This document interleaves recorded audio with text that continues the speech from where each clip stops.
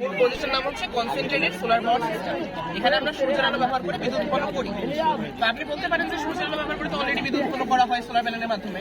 এখানে আমরা মূলত দেখাচ্ছি যে সোলার প্যানেলের বিকল্প হিসেবে বা সোলার প্যানেল যে পরিমাণে বিদ্যুৎ উৎপন্ন করতে পারে তার থেকে আমরা বেশি পরিমাণে বিদ্যুৎ উৎপন্ন করতে পারি। এখানে আমরা মূলত যেভাবে বিদ্যুৎ উৎপন্ন করি সেটা হচ্ছে যখন সূর্যের আলো আমাদের এই আয়নাগুলোতে এসে রিফ্লেক্ট করে, তখন সেখান থেকে আলোটা রিফ্লেক্টেড হয়ে এখানে এই মূল পয়েন্টে আমাদের আসে।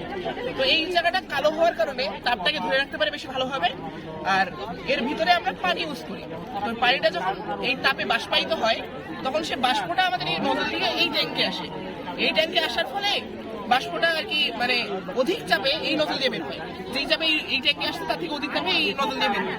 এই নজল দিয়ে যখন এখানে আসে তারপর এখান থেকে বাষ্পটা দ্বারা আমাদের এই পুরো দিয়ে বের হয়। আর এখানে আমাদের তার ফলেই টারবাইনটা ঘোরে।